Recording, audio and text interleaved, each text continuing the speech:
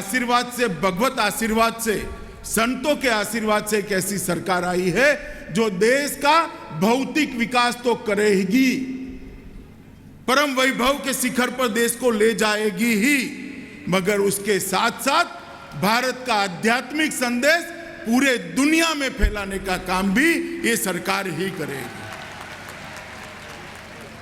UNO के पहले सम्मेलन में जब देश के प्रधानमंत्री गए और उन्होंने एक विचार रखा कि हमारे ऋषियों ने, मुनियों ने, वैज्ञानिकों ने सालों पहले, सहस्त्र सालों पहले जीवन को निरोगी रखने की एक पद्धति बनाई है।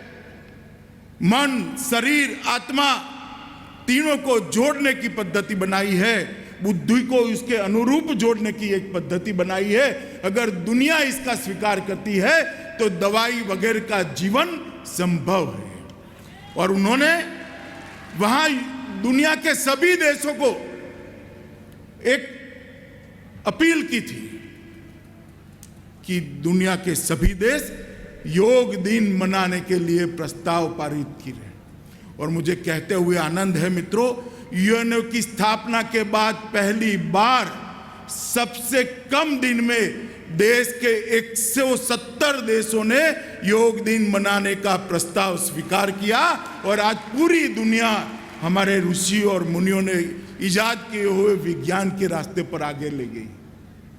और हिंदू संस्कृति में, सनातन धर्म में जो कुछ ऋषि और मुनियों ने संजोया है, जिसकी शोध करी है, जिसको संरक्षित किया है, हम उसके लिए कोई पेटेंट की मांग नहीं करते। जिसको योग सीखना है भारत की शरण में आए, पेटेंट के बगैर हम उनको योग सिखाने के लिए तैयार हैं।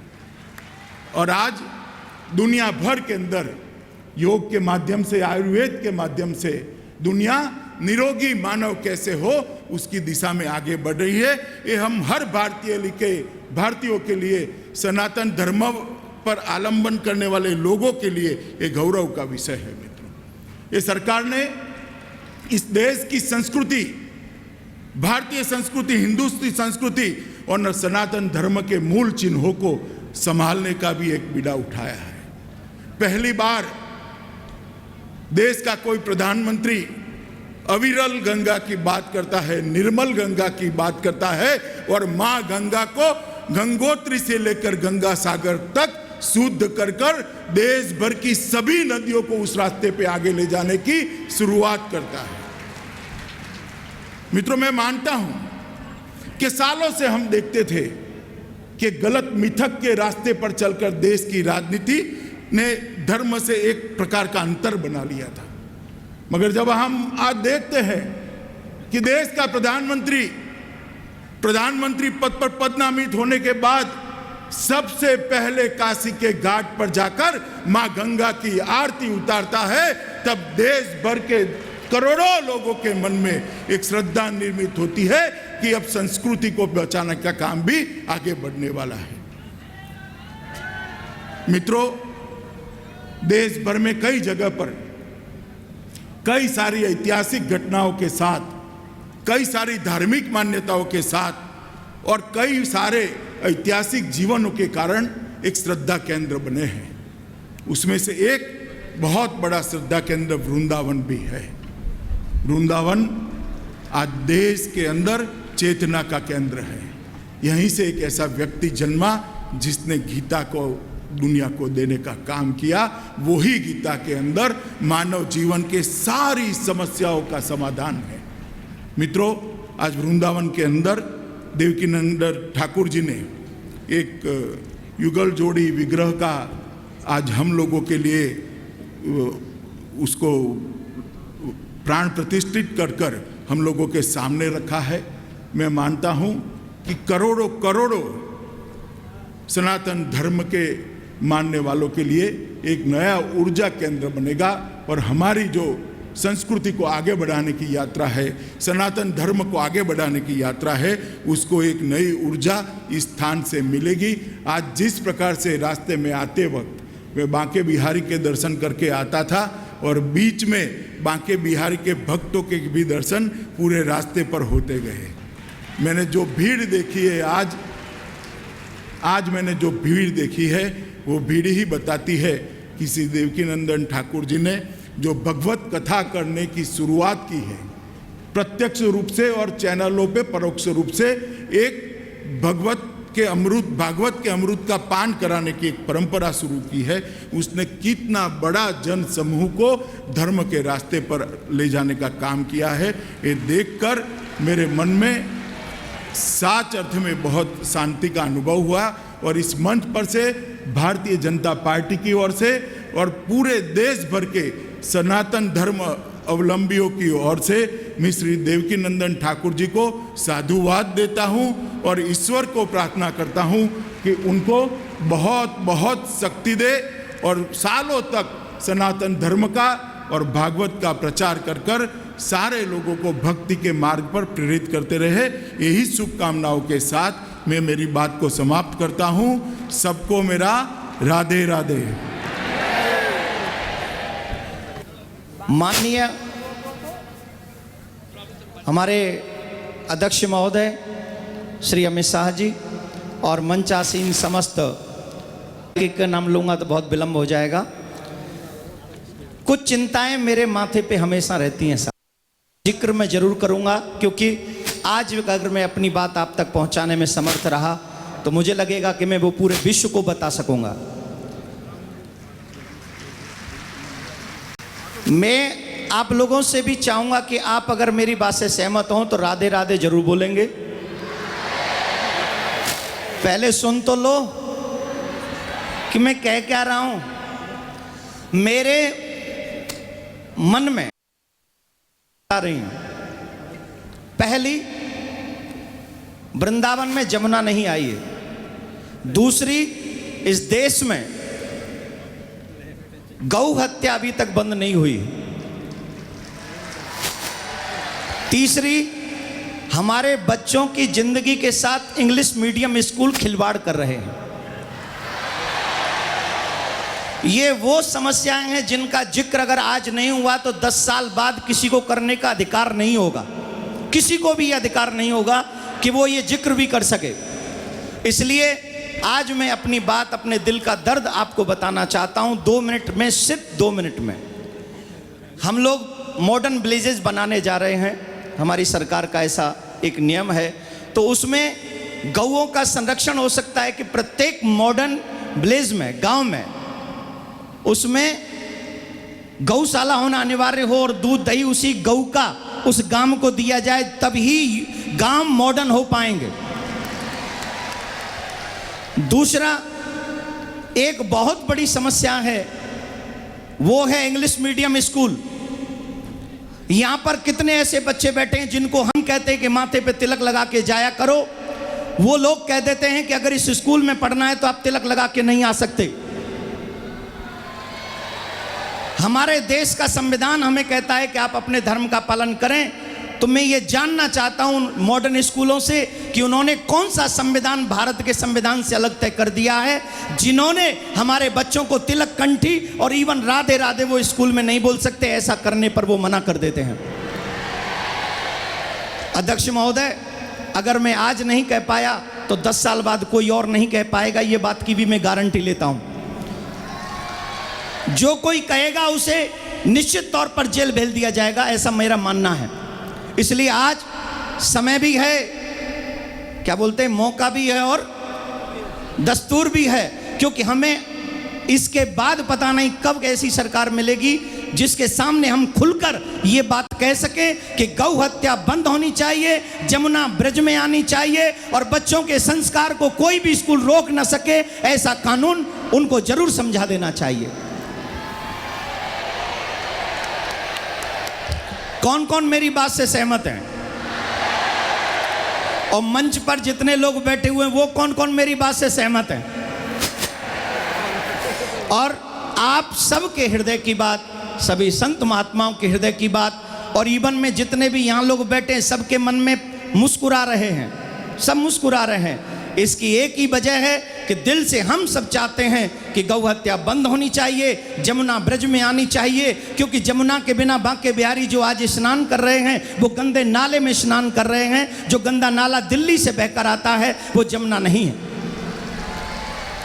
तो ये 3 चीजें आपको हम पूरे जनता जनार्दन के सामने, और प्रिया कांजू का दिव्य दर्शन हुआ है, सब लोग कुछ न कुछ गिफ्ट दे रहे हैं। हम आपकी सरकार से ये 3 गिफ्ट चाहते हैं। और मेरी एक तमन्ना है, कौन कौन मेरे साथ है इस तमन्ना में? रुक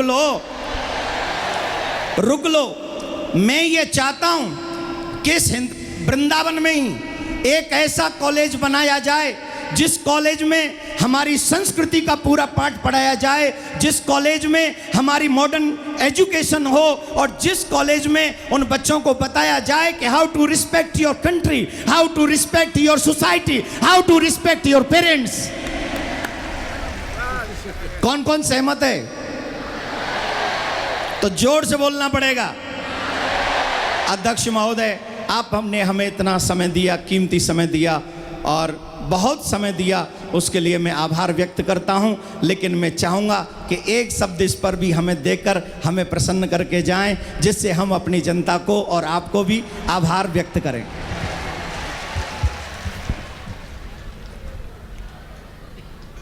आप लोगों की जो भावना है वो ही मेरी भावना है, दोनों में कोई अंतर नहीं है। और जहाँ तक भारतीय जनता पार्टी का सवाल है, भारतीय जनता पार्टी की जहाँ जहाँ सरकारें आई हैं इसी रास्ते पर चली है, और इसी रास्ते पर भारतीय जनता पार्टी की सरकारें चलती रहेगी।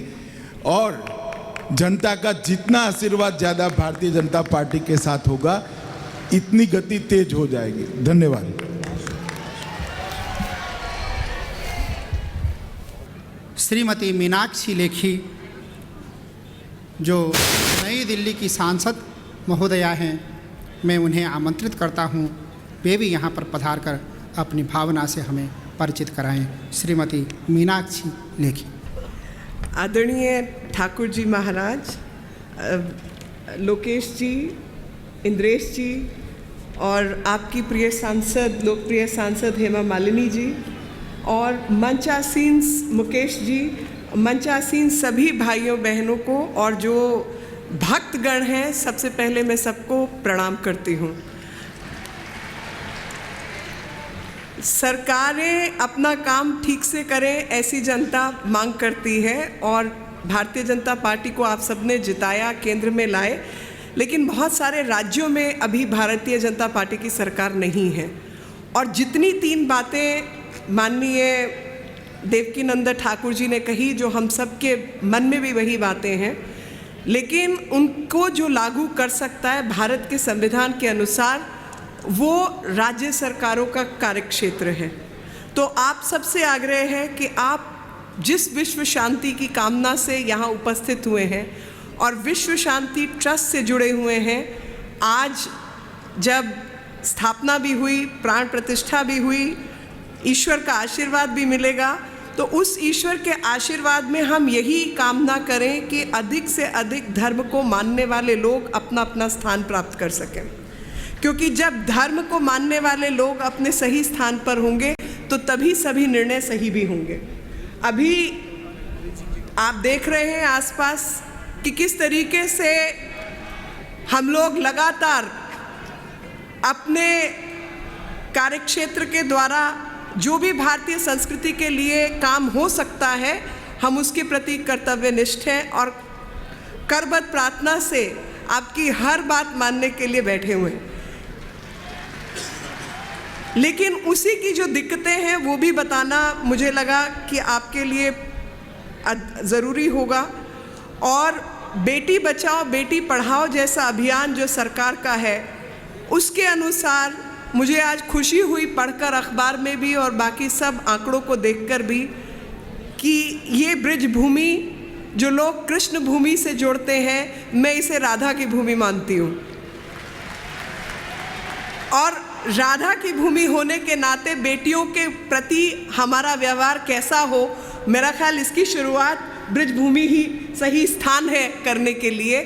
और ऐसे में जिस तरीके से देश भर में कुरीतियाँ फैली, वो सबके सामने है कि लिंग अनुपात घटता चला गया और बेटियां पैदा होनी ही कम होती चली गई। जब बेटी नहीं होगी तो आने वाले भविष्य की माँ भी नहीं होगी, पत्नी भी नहीं होगी और बहुत सारे भाइयों के लिए बहन भी नहीं होगी। और राधा की भूमि पर खड़े होकर बेटियों के प्रति इस तरीके का दुराचार हो, मेरे को नहीं लगता कि कोई भी सनातनी इस बात को बर्दाश्त करेगा। और आज हम सब लोग भ्रूण हत्या के विरोध में एक प्रतिज्ञा करके जाएंगे कि ना तो हम भ्रूण हत्या करेंगे और ना ही होने देंगे। सबसे बड़ी ताकत अगर किसी की है और वो अध्यात्म की ताकत, जो कि ब्रिज भूमि और कृष्ण भूमि, मथुरा भूमि, द्वारका, सब तरफ चारों तरफ देश विदेश में फैली है। लेकिन ठाकुर जी महाराज ने जब समाज को बदलने की प्रतिज्ञा ली और बेटियों को पढ़ाने और बढ़ाने की प्रतिज्ञा ली, भ्रूण हत्या के खिलाफ अपनी आवाज़ उठाई, तो मुझे खुशी है कि इस मंच पर कम से कम 2-3 व्यक्ति ऐसे हैं नेताओं को छोड़कर जो कि धर्म से जुड़े हुए हैं। और अगर वो दोनों तीनों लोग ये तय कर लें कि हाँ, उन्होंने अपनी हर कथन में भ्रूण हत्या के खिलाफ आवाज़ उठानी है, तो जिस प्रकार से हरियाणा बदला है, तमाम देश भी वैसे बदल जाएगा। पूज्य महाराज श्री का स्वप्न विश्व में शांति और घर घर में भगवान के नाम का वास, इस संकल्प को एक महाअभियान बनाने का बीड़ा उठाया है श्रद्धेय शांति दूत श्री देवकीनंदन ठाकुर जी ने। भौतिकता के दौर में भटक रही युवा पीढ़ी को भी अपने महाअभियान से जोड़कर उनको भी भगवत भक्ति के रस से सराबोर करने का दृढ़ निश्चय किया है महाराज श्री ने। साथ ही विश्व शांति सेवा चैरिटेबल ट्रस्ट महाराज श्री की अध्यक्षता में अंतर्राष्ट्रीय स्तर पर भगवत भक्ति के प्रचार के साथ मानवता की सेवा के लिए भी प्रतिबद्ध है। जरूरतमंदों की सहायता और विषम परिस्थिति में महाराज श्री ने सदैव सबके लिए अपना हाथ बढ़ाया है। आप भी श्रद्धेय शांति दूत श्री देवकीनंदन ठाकुर जी के महाअभियान में अपना पुनीत सहयोग प्रदान कर सकते हैं। फाउंडर मेंबर 5,51,000 रुपए, समिति मेंबर 2,51,000 रुपए, कार्यकारिणी मेंबर 1,21,000 रुपए, सह कार्यकारिणी मेंबर 51,000 रुपए, आजीवन सदस्य 1,100 रुपए। आप अपना सहयोग विश्व शांति सेवा चैरिटेबल ट्रस्ट के भारतीय स्टेट बैंक मथुरा शाखा के खाता संख्या 3088094445 में जमा करा सकते हैं। मासिक पत्रिका शांति संदेश एवं महाराज श्री द्वारा गाए हुए सुंदर सुंदर भजनों की सीडी व श्रीमद् भागवत कथा एवं श्री राम कथा के डीवीडी सेट प्राप्त करने के लिए संपर्क करें। ज्योति music company, Shanti Seva Dham, Jhatikara, Vrindavan road, Vrindavan, Mathura, Uttar Pradesh. Phone number 0735111221, 0735111331। Delhi कार्यालय C5/90, first floor, sector 6, Rohini, New Delhi 110085। Phone number 01147564008। Mobile 9212210143। Website www.vssct.com, www.shantisevadham.in। Email info@vssct.com। Twitter DN/Thakur/G। Facebook Devkinandan Thakur ji VSSCT।